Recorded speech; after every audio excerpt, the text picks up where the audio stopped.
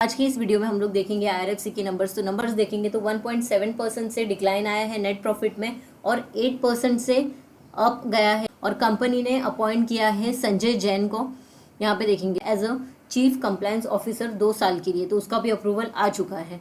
अभी हम लोग स्टार्ट करते हैं इसके नंबर्स। ये है आईआरएफसी के नंबर्स और ये डेटा मिलियन में है। यहाँ पे हम लोग देख लेंगे ये करंट क्वार्टर है, Q3, और ये प्रीवियस क्वार्टर है और प्रीवियस ईयर का सेम क्वार्टर है। ठीक है, तो यहाँ पे हम लोग देख लेंगे ये एक एनबीएफसी है, रेलवे में एनबीएफसी है ये कंपनी। तो इसका हम लोग देखेंगे इनकम कैसा है। इंटरेस्ट इनकम जो है इसका 23,348 मिलियंस का है। ठीक है, और प्रीवियसली था 22,166 मिलियन का, यानी कि क्वार्टर ऑन क्वार्टर बेसिस देखेंगे तो जो इंटरेस्ट इनकम है इसका इंक्रीज हुआ है। और प्रीवियस ईयर में सेम क्वार्टर में था 21,263। तो यहाँ पे देखेंगे तो इसका इनकम है जो इंटरेस्ट इनकम वो कंटिन्यूसली ग्रोथ होते जा रहा है।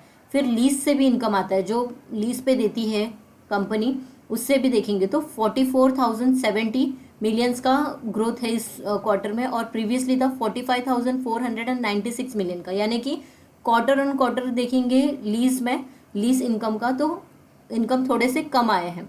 ठीक है, फिर प्रीवियस ईयर के सेम क्वार्टर में देखेंगे तो 40,950 मिलियंस का है। तो यहाँ पे देखेंगे आप तो इसमें ग्रोथ है, लेकिन जब जो Q3 का रिजल्ट है वो लीज इनकम जो है वो कम आया है। ठीक है, फिर हम लोग देखेंगे डिविडेंड इनकम कुछ भी नहीं है इसका, प्रीवियसली 3 था और उसके पहले 1 था।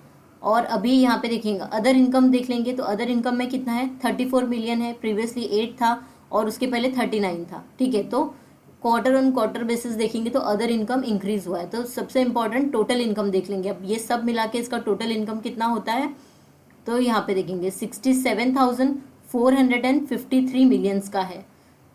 और यहाँ पे पहले था 67,674 मिलियंस का, यानी क्वार्टर ऑन क्वार्टर देखेंगे तो इसका जो टोटल इनकम है वो डिक्लाइन हुआ है। और प्रीवियस ईयर के सेम क्वार्टर में कितना था 62,220 मिलियंस का। तो ईयर ऑन ईयर बेसिस देखेंगे तो ग्रोथ है, but quarter on quarter basis देखेंगे तो डिक्लाइन हुआ है।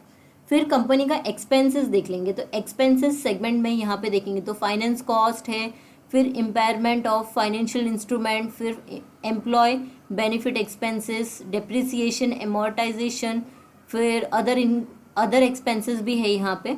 तो इसको मिला के टोटल एक्सपेंसेस देखेंगे तो कितना हुआ है 51,410 मिलियंस का हुआ है।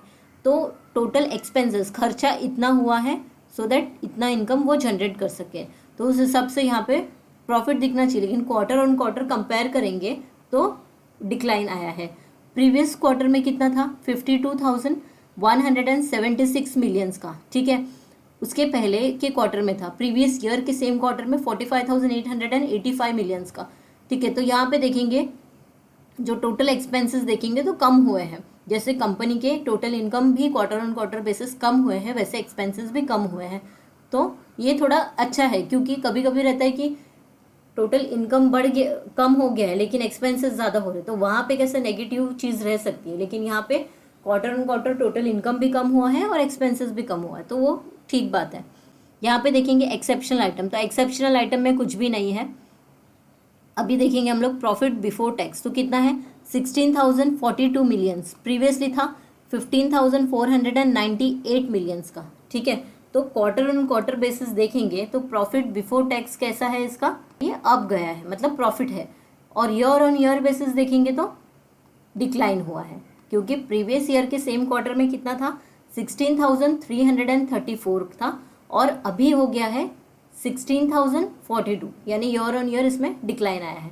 फिर अभी हम लोग देख लेंगे इसमें टोटल टैक्स एक्सपेंसेस, अभी जो टोटल इनकम आया है उस पर कितना टैक्स लग रहा है। तो यहाँ पे देखेंगे टैक्स में नल है, यहाँ पे कुछ भी नहीं है। अब यहाँ पे देखेंगे हम लोग profit for the period, profit after tax का क्या हुआ, यहाँ पे 16,042 मिलियंस का है, प्रीवियसली था 15,498 मिलियंस का, यानी क्वार्टर ऑन क्वार्टर बेसिस देखेंगे तो प्रॉफिट फॉर द पीरियड बढ़ा है। ठीक है, और ईयर ऑन ईयर बेसिस देखेंगे तो 16,334 था प्रीवियस ईयर के सेम क्वार्टर में, तो ईयर ऑन ईयर बेसिस देखेंगे तो इसका जो प्रॉफिट फॉर द पीरियड है वो डिक्लाइन हुआ है। अभी यहाँ पे देखेंगे total comprehensive income for the year, यहाँ पे है 16,108 मिलियंस का, और प्रीवियसली था 15,649 मिलियंस का, और उसके पहले था 16,385 मिलियंस का। तो ईयर ऑन ईयर देखेंगे तो डिक्लाइन हुआ है, और क्वार्टर ऑन क्वार्टर देखेंगे तो ग्रोथ है इसमें। तो इस कंपनी ने क्वार्टर ऑन क्वार्टर बेसिस में जो प्रॉफिट आफ्टर टैक्स जो रहता है, मतलब प्रॉफिट फॉर द पीरियड रहता है, उसमें ग्रोथ दिया है, लेकिन year on year basis decline हुआ है। अब इसका हम लोग देखेंगे ईपीएस, तो बेसिक ईपीएस है इसका 1.25 था प्रीवियस ईयर के सेम क्वार्टर में, देन उससे बढ़कर उससे थोड़ा सा डिक्लाइन हुआ, 1.20 हो गया, और अभी हो गया है 1.23 का, यानी 1.23 इसका अभी करंट अर्निंग पर शेयर है। फिर एडिशनल इन्फॉर्मेशन यहाँ पे देख लेंगे तो percentage of share held by government यहाँ पे देखेंगे तो कितना है 86 मिलियंस का, ठीक है। नेट वर्थ है इसका 4,82,493 मिलियंस, ठीक है, और पहले था 4,76,839 मिलियंस का, उसके पहले था 4,41,041। तो जो इसका नेट वर्थ है वो कंटिन्यूसली इंक्रीज होते जा रहा है ये कंपनी का।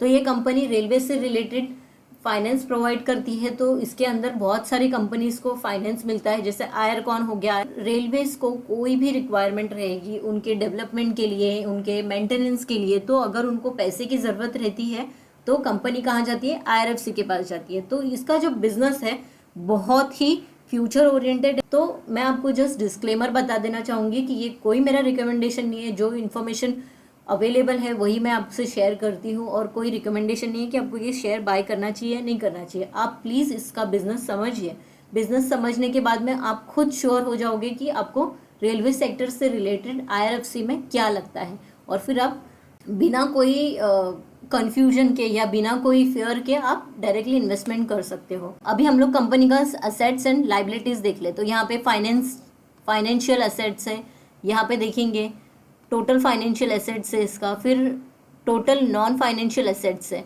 और यहाँ पे टोटल एसेट्स है, यानी फाइनेंशियल नॉन फाइनेंशियल सब मिला के यहाँ पे इसका टोटल एसेट्स है। तो टोटल फाइनेंशियल एसेट्स देखेंगे तो 47,53,639। ओ गॉड, इतना बड़ा नंबर है ये भी डेटा मिलियंस में है। तो अमाउंट है इसकी टिल दिसंबर 23 तक का 47,53,637 मिलियंस का इसके पास टोटल फाइनेंशियल एसेट्स है, ठीक है। अभी नॉन फाइनेंशियल एसेट्स देख लेंगे यहाँ पे, तो यहाँ पे देखिए 1,25,256 का इसके पास टोटल अभी नॉन फाइनेंशियल एसेट्स है। अब टोटल फाइनेंशियल नॉन फाइनेंशियल मिला के कितना हो जाएगा 48,78,894। तो अभी इसका जो टोटल एसेट हो गया वो इतने का हो गया है, ठीक है। तो अब अगर आप कंपेयर करते हो प्रीवियस ईयर से, तो आप देखोगे तो इसका जो फाइनेंशियल एसेट्स है वो इंक्रीज हुआ है यहाँ पे। ये इसका नॉन फाइनेंशियल एसेट जो इसका है वो डिक्लाइन हुआ है, लेकिन अगर फाइनेंशियल एसेट्स देखेंगे तो इंक्रीज हुआ है। और टोटल देखेंगे हम लोग, टोटल एसेट का देखेंगे तो वो भी इंक्रीज हुआ है। क्यों? क्योंकि इसका जो फाइनेंशियल एसेट्स है वो इंक्रीज हुआ है, उसकी वजह से इसका टोटल एसेट भी इंक्रीज हुआ है। अभी हम लोग ने टोटल एसेट तो देख लिया, अभी हम लोगों को देखना पड़ेगा इसका फाइनेंशियल लाइबिलिटीज़ क्या है, ठीक है। तो इधर टोटल फाइनेंशियल लाइबिलिटीज़ है, और यहाँ पे आप देखेंगे टोटल फाइनेंशियल लाइबिलिटीज़, तो यहाँ पे 43,94,328 मिलियंस का है, और पहले था 42,53,744 मिलियंस का, ठीक है। यहाँ पे देखेंगे तो इसकी लाइबिलिटीज़ भी बढ़ गई है year on year basis, okay. अभी इसका नॉन फाइनेंशियल लाइबिलिटीज़ कितना है, टोटल नॉन फाइनेंशियल लाइबिलिटीज़, तो यहाँ पे 2,072 मिलियंस का है, प्रीवियस ईयर में था 898 का, यानी कि इसका जो लाइबिलिटीज़ है, खर्चे हैं कंपनी के, वो भी बढ़ गए हैं ईयर ऑन ईयर बेसिस। फिर अभी यहाँ पे टोटल लाइबिलिटीज़ कितनी हो गई इसकी 43,96,400 इसका टोटल लाइबिलिटीज़ हो गया है अभी, और प्रीवियसली था 42,54,643 मिलियंस का। यहाँ पे देखेंगे तो ईयर ऑन ईयर बेसिस भी इसका टोटल लाइबिलिटीज़ इंक्रीज हो गया है। देन हम लोग देखेंगे इक्विटी शेयर कैपिटल इसका कितना है, 1,30,685 मिलियन का अभी है इसका total equity share capital. Previously था सेम उसके पहले भी सेम था, यानी कि कोई चेंजेस नहीं है इक्विटी शेयर कैपिटल में। अदर इक्विटी देखेंगे हम लोग इसका, तो अदर इक्विटी में इंक्रीज हुआ है। यहाँ पे है टोटल लाइबिलिटीज एंड इक्विटी। अब टोटल लाइबिलिटी और इक्विटी कितना हो गया, ऑब्वियसली बात है ये इंक्रीज हुआ है ईयर ऑन ईयर बेसिस। अभी हम लोग कंपनी का कैश फ्लो देख लेते हैं फ्रॉम ऑपरेटिंग एक्टिविटी। तो ये statement for the cash flow for the 9 month ended, ये तो यहाँ पे देखेंगे तो दिसंबर 31 23 का है और ये दिसंबर 31 22 का है, ठीक है। अब यहाँ पे हम लोग देखेंगे cash flow from operating activity. तो यहाँ पे बहुत सारे पैरामीटर्स है, ठीक है। तो यहाँ पे हम लोग डायरेक्टली देखेंगे operating profit before working capital changes. तो यहाँ पे कितना है 48,306 मिलियंस का पहले था, प्रीवियस ईयर में था 50,945 मिलियंस का, यानी ईयर ऑन ईयर बेसिस देखेंगे तो इसका profit before working capital changes का देखेंगे तो डिक्रीज हुआ है। देन नेट कैश फ्लो देखेंगे हम लोग ने यूज्ड इन ऑपरेटिंग एक्टिविटी, कितना है इसका 85,993 मिलियंस का, और प्रीवियसली माइनस में था, यानी कि इसका जो नेट कैश फ्लो है वो अभी इंक्रीज हो गया है, क्योंकि ये बहुत बहुत इंपॉर्टेंट पैरामीटर रहता है। और यहाँ पे देखेंगे हम लोग ने तो कंपनी ने माइनस में था पहले ये, और अभी प्लस में लाके बहुत ही अच्छा इसका नेट कैश फ्लो बना दिया है। अभी हम लोग देखेंगे net cash from investing activity. तो कितना है इसका 68 माइनस में है, 68 मिलियंस का माइनस में है, और प्रीवियसली था 0.77, तो यानी कि इसमें डाउनफॉल है इसमें, ठीक है। यहाँ पे देखेंगे cash flow from financing activity, यहाँ पे इसका टोटल है नेट, यहाँ पे देखिए net cash generated by financing activity. तो कितना है 82,781 नेगेटिव में है, ये डाउनफॉल है। और यहाँ पे देखेंगे तो पहले था प्लस में 1,29,064 मिलियंस का था, ठीक है। तो यहाँ पे भी डाउनफॉल है। फिर cash and cash equivalent at the end of the period देखेंगे तो कितना है अभी 5,204 मिलियंस का, और पहले था 6,528 मिलियंस का। तो यहाँ पे डिक्लाइन आया है कैश एंड कैश इक्विवेलेंट में। अभी कंपनी का थोड़ा फाइनेंशियल इन डिटेल देख लेते हैं। तो डेट टू इक्विटी रेशियो कितना है इसका, तो 8.54 टाइम्स इसका है, और पहले था 8.52 टाइम्स था, ठीक है। तो यहाँ पे देखेंगे तो थोड़ा सा इंक्रीज हुआ है, लेकिन ईयर ऑन ईयर बेसिस देखेंगे तो डिक्लाइन हुआ है debt to equity ratio. Then इसका total debt to total assets देख लेंगे हम लोग, तो कितना है 0.84 टाइम्स है, और पहले था 0.82 टाइम्स, और उसके पहले था प्रीवियस ईयर के सेम क्वार्टर में था 0.86 टाइम्स, ठीक है। तो अभी यहाँ पे देखेंगे हम लोग ईयर ऑन ईयर बेसिस देखेंगे तो कम हुआ है, total debt to total asset कम हुआ है, और क्वार्टर ऑन क्वार्टर बेसिस देखेंगे तो थोड़ा सा एकदम माइनर सा इंक्रीज हुआ है। Capital to risk weighted asset ratio यहाँ पे देखिए ये परसेंटेज में है 614% का है, प्रीवियसली था 632 का, यानी कि इसमें देखेंगे तो क्वार्टर ऑन क्वार्टर इसमें डिक्लाइन आया है। फिर इसका क्रेडिट रेटिंग देख लेंगे तो सब लोग ने, क्रिसिल ने, ICRA ने, फिर केयर ने, ये तीनों कंपनियों ने इसकी क्रेडिट रेटिंग कितनी दी है AAA स्टेबल, सब लोग ने AAA स्टेबल, यानी कोई चेंजेस नहीं आया है, उतना ही है।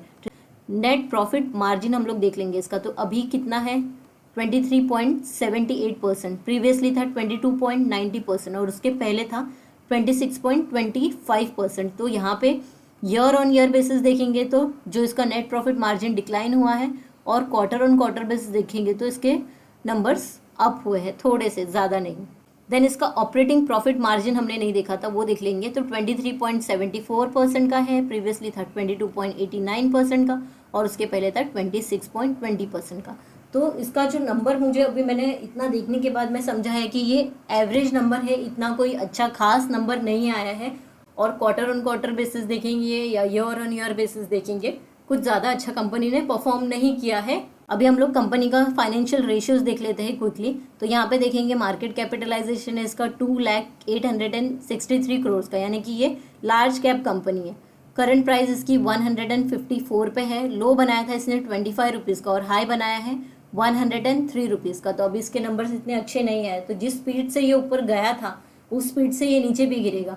क्यों गिरेगा, क्योंकि जो शॉर्ट टर्म वाले लोग रहते हैं उन लोग क्या करते हैं कि अरे नंबर नहीं अच्छा है, या फिर सब लोग सेलिंग कर रहे तो उन लोग भी निकल जाते हैं। लेकिन कोई बहुत कम लोग रहते हैं जो बिजनेस समझते हैं और फिर इसके अंदर बने रहते हैं, और वही लोग बने रहते हैं जो लॉन्ग टर्म के लिए है, और लोगों को पता है अगर इसका बिजनेस अच्छा है तो वो लॉन्ग टर्म के लिए बने रहते हैं, और फिर उन्हीं को ज़्यादातर प्रॉफिट मिलता है।